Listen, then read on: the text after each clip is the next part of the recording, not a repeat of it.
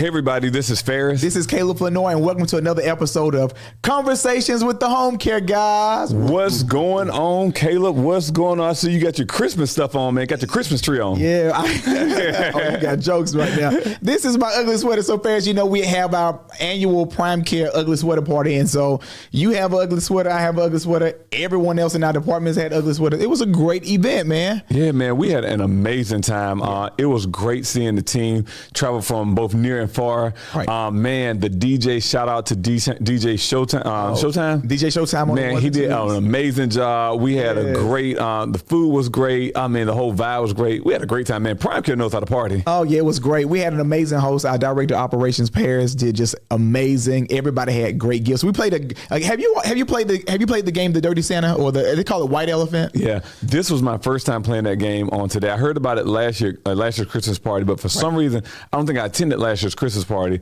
But man, I had the number one ticket, so it worked its way around, and I actually ultimately had the opportunity to go through and actually choose the best gift. But man, it was amazing. It was fun. Man, again, Prime Care knows how to party. Yeah, we saw all of our staff. So this is an annual event where all of our staff from different departments, as well as from different offices.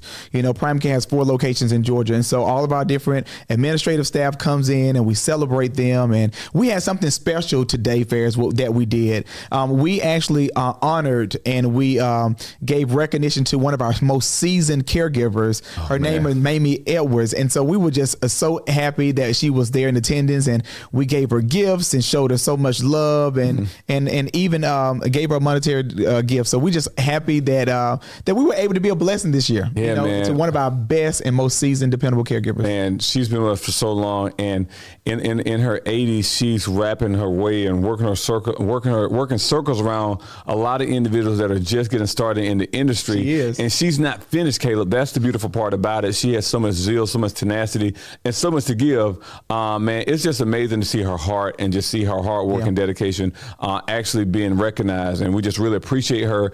And if you all tune in to us on our different social media channels, you're going to see something that's going to come out that's going to kind of introduce you all to Miss Mamie and share her story a little bit and actually just kind of see some things from behind the scenes. So we're excited about that. So please stay tuned on that. That's going to be great. Let me ask you a question, Ferris, before we get started. Do you think you're going to be kicking like that, like Miss Mamie at 85? I think so. And the only reason I say that is because, and this kind of ties into our topic today on why you need to adapt, because I realize that where I'm going and where we're going, it's important for me to go through and continue to have that tenacity, that vigor, that mental fortitude, and adapting to where I want to go. Right. And I think so many times a lot of people, they adapt to their environment, whether it be on a down slot or either on an upward trot as well. And I think that's where Miss Mamie actually, she decided, I think it takes a conscious effort as well to make a conscious decision to realize that, hey, even though I'm in retirement age, I'm not just going to sit down and just retire, because she realized that she has more to give, and she adapted to the mindset of actually saying, you know what, I'm going to continue to do something, and that continues to stimulate her life as well. So that really kind of brings us into our topic for today, Caleb. Yeah, so our topic today is why you need to adapt, and so especially I look at in business and just in our personal lives, you know, if you don't adapt, you know, you don't grow, and so it's so important there. And especially in this world, Ferris, this world has brought us so many things like COVID-19. COVID-19 has really put a halt in a lot of people's lives. And so a lot of people are just sitting in their chairs, actually waiting on the world to come back to normal. And honestly, I truly feel that it's never going to be back to the normal of what we know, what we knew. And so it's not going to be the same. And so I want to ask a serious question, you know, not only why is important to adapt, but are you adapting? Are you adapting in this period right now? And there's some things that we had to adapt in our business, our business model in 2021 as we face COVID. And maybe you can expound on some of those things that we had to adapt in. Yeah. And this kind of reminds me of a quote from Wayne Gretzky, who was an excellent hockey player. He said he never skates to where the puck once was. He always skates to where the puck is going to be. And that's a part of that's a part of adapting. And I think so many times in life we are taught, and I think when I say we're taught, I think through formal education we're taught to go through and actually follow, like go to where the puck once was. It means go to high school, go to college, get a good job, because the good job is going to be there. Right. COVID-19 showed us that the puck is not there anymore. Right. COVID-19 showed us that, okay, we have to go through and be prepared to adapt. So many people, they were not prepared, meaning so many people just did not have laptops to even get on Zoom meetings. Right. So many people, they got lost through they didn't know what was going on because they didn't have smartphones, didn't have laptops, didn't have internet. And so my thing is, when it comes to adapting, even in business, so many businesses, they went out of business because, Caleb, believe it or not, a lot of businesses were still operating on a mom and pop thing, meaning a cash basis, didn't even take debit card, were only working a cash register. And those are the businesses that are not in business today because they failed to adapt before the puck. They were still going through what they did 10, 15 years ago. And I think in healthcare, we realized that. It's a change happening. It's a lot of changes. Mm-hmm. And we realized specifically that we could not even hire the same way that we hired 3 months before COVID-19, 4 months before COVID-19. Right. We had to go through and adapt and go through and do things strategically and in a way that would go through and cause the business to grow. And so I think that's one thing in starting this conversation is realizing that in healthcare, a lot of businesses had to adapt, and those ones that did not adapt, they went out of business, unfortunately. Right. I think one thing that when we initially started our home care, we mainly focused on the geriatric population, which is a senior market. And so in this season, especially in 2021, we not only service the senior market, we service adults with disabilities as well as we service the pediatrics. So we pretty much broaden our service to all members from neonates, from babies to the seniors. And so that's one way to adapt. Some people, are choosing just to focus on seniors. And so, so we want to not only just kind of focus on one population or demographic, we wanted to focus on a wide range of people that we can service. And so that's a form of adapting. I know one thing that we also adapt was our hiring mechanism. Like we said, right now, a lot of caregivers did not want to go in the homes for those seniors. And so, we had to think really creatively on how we can market those caregivers to come back and work in the field, as well as nurses as well. And so that was another thinking about strategies, from hiring personnel just exclusively marketing to those caregivers and doing the orientation. That was one thing that I think that really helped us out in this COVID-19 period. And Caleb, I think one thing that was actually instrumental was you have to adapt before. Like a lot of times people, they react, they don't adapt. And it's two different things. You can react because someone told you to do something, because the climate has changed. Before COVID-19 hit, we were already utilizing Zoom. Right. Before COVID-19, we were already doing EVV. We were already going through and doing online orientations. We were already doing that. So that it wasn't a reaction. We just kind of stimulated it even more because it was the new norm now. So we didn't have to go through and figure out how to log on to Zoom. We had paid Zoom subscriptions, not the free ones, but the paid ones. Let me ask you a question. Do you think that the people that adapt quickly were the prepared people? Because I look at that, because you're right, we were doing EVV, or electronic business verifications, for our caregivers and nurses like 3 years before this transition. We were doing our orientations online automatically. And so those ones that are easily the agencies or the companies that are easily ready to adapt, are they the most prepared? Yes. And one thing I think what happens is, especially speaking from an entrepreneur's perspective is, entrepreneurs have to always be prepared for the next move. Right. You never go through and actually rest on your laurels and say, I'm good. It's always, because a shift is always happening. It's just like the earth. The earth is always moving. Even though we don't feel it moving, the earth is moving. And so one thing that we have to realize that the preparedness of it is not saying if something may happen, is when. And I think that's one thing that we adapt. That's been our whole climate here within our organization, is always to be prepared, is always be ready to adapt to that next situation or to that next outcome. And I think that's what even allowed us to prepare to take advantage of even the new programs that we built through a COVID experience. We built out a new program called Structured Family Caregiving. Right. We built out our pediatrics division, even through COVID-19. But again, we were prepared for that. It just didn't happen. We didn't react because no one wanted to go in the home during the time frame and we had to get it. We were already preparing for that. Right. And I think also when it comes down to adapting, people, I guess one characteristics of adapting is being present and being listening and knowing the pulse of your environment in the world. And what I mean by that is knowing the pulse of your organization, knowing what works, what doesn't work, you have to really be embedded in your organization. I look at a lot of people that really became successful using Bitcoin or out of Bitcoin. Back in 2010, Bitcoin was less than 1 cent. Wow. And so they were present. They were aware that the world is the economy is in a way where Bitcoin will eventually, or different coins will eventually be the coin of usage. And so, or be valuable. And so those individuals adapted, they were present, they were aware. And so they bought those Bitcoins, and now Bitcoin is, $50,000-$60,000 a coin when they could have bought them less than 1 cent. So just imagine the ones that really invested heavily in that. And so same for us, like right now we had to go with the wave. COVID brought us this, so we had to shift and change in we had to do a 180. So if we were going to this way, we had to totally do opposite. And so we adapted. And so that's what I encourage you. The importance of adapt.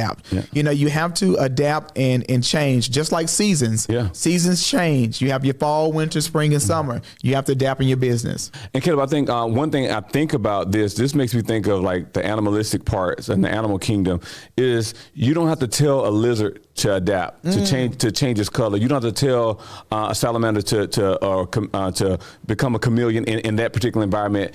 It's when they get in that environment, it naturally happens. And if you go through and think about a lizard, think about a salamander, what they do is if they're in the green grass, they're green. If they're going into a brown territory, their body's already transitioning. They're not fighting it quickly. They're not fighting it as quickly. It's automatic. Response. It's the natural instinct. It's the natural instinct. Right. And I think that's one thing that we fight against, because in society we've been told to do this, do that. Don't move too fast. Don't move too slow. But in the animal kingdom, it's natural. And I think that's something that we have to fight for when it comes to adapting to different situations.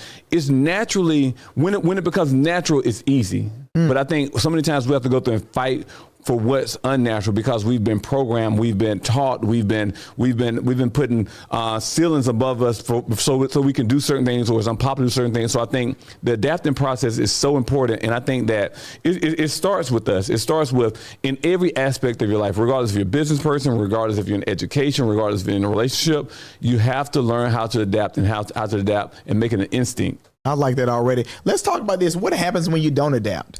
And so maybe you can talk about that, because I realize and I noticed, and I know some companies that did not adapt, and those companies are really out of business. They're dead. And so I guess that's one thing is, if you don't adapt, you die, huh? Think about it from an animal kingdom. Right. If for some reason a salamander's in green grass and he refuses to adapt naturally, if he says, I'm not turning green, I'm going to stay brown, that hawk is going to easily see him and catch him. Easily see him. So that's what happens. Ultimately, what happens, regardless if you're in business, relationship, anything, if you fail to adapt, you die. Your business dies. Your relationship dies. Something dies. It may not die instantly like a hawk coming out and eating a salamander, but it dies over a period of time because you fail to adapt. And I think that's one thing that I see in business, whether it be teams, whether it be entrepreneurship, whether it be as co-workers. If you fail to adapt, you eventually die. Death is not just a natural death. Death is losing jobs. Death is losing finances. Death is losing relationships. Right. Death is so much when it comes to that. So I think that's what happens. To answer your question, if you fail to adapt, you die. So ultimately, let's look at, I listed a few. I listed 3 companies that failed to adapt. And so Prime Care is not on the list. Thank God. Thank God. But Blockbuster failed to adapt. I also remember Video Warehouse. You remember Video Warehouse used to sell videos, and so they failed to adapt. And Netflix, Redbox beat them out first, and then Redbox failed to adapt, then Netflix ended up beating Redbox. So those 2 companies, we used to brag about Blockbuster not adapting to Redbox. Now we need to really say Redbox did not adapt to Netflix. Exactly. So look how quickly Redbox ended up taking the market share of Blockbuster, and now look how Netflix took the market share of Redbox. And this was a matter of a certain amount of years before you have to change. So you have to make in your mind that, okay, well, if it's not working, you need to change. You need to go and figure out what is working. Exactly. And one thing, Caleb, I'm going to put in another one that we're seeing right now before our eyes: the U.S. Postal Services. The U.S. Postal Service, I think now they are adapting now, because initially when Amazon first came out, they were going through and actually they were going through and utilizing the Postal Service. They were going through and actually getting the boxes delivered, etc. Then the Postal Service said, "Hey, we can help you out. We'll have our team members work on Sundays or whatever to help you deliver." So they kind of worked in conjunction, because if the Postal Service did not adapt, Amazon was going to go through and actually eat their market share. Right. And because when was the last time you sent a letter through snail mail? Hardly ever. Everyone sends emails. Everyone pays their bills online. Right. So the Postal Service had to realize that if we do not change, this is a U.S. Postal Service, if we don't change, Amazon is coming in. And that's what happens is innovative entrepreneurs come in and adapt and change environments.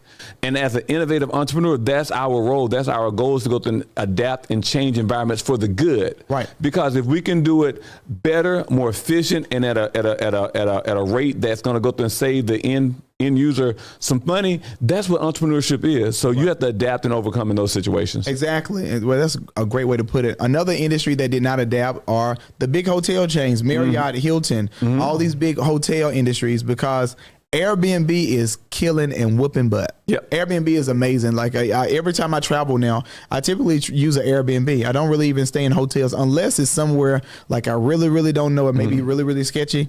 I will stay in a hotel. But think about all the millions of people that used to travel typically in Airbnb. You know, let's talk about the taxis with Turos, the cars. You know, these taxi companies in different smaller cities now are being eaten up by people that want to drive daily, drive others daily. And so the Turo business and the Uber and Lyft business has really been taken off with that. And so the companies that are adapting, the companies that are always thinking forward, are the ones that are thriving, not just surviving, but thriving in this new economy and new world. Exactly, man.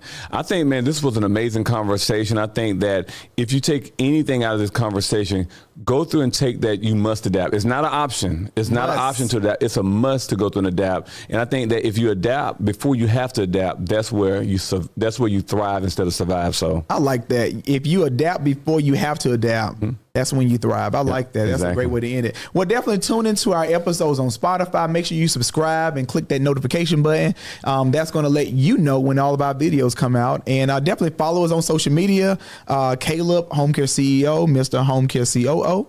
And Ferris, you have anything else to say? Also, if you get a chance, go through. We want to hear feedback from you as well. Yes. So click the link below or go through and comment below, because we want to hear how you're going to adapt your life to whatever you're doing, whether it's business, relationship, entrepreneurship, whatever. Right. We want to hear. Also, we have a link below that you can go through and leave a voice memo for us, because we want to hear from you. We want to hear about different show ideas. We want to hear some things that you would like for us to go through and discuss as well. So we just look forward to hearing from you. We look forward to continue to go through and provide great content, great podcasts.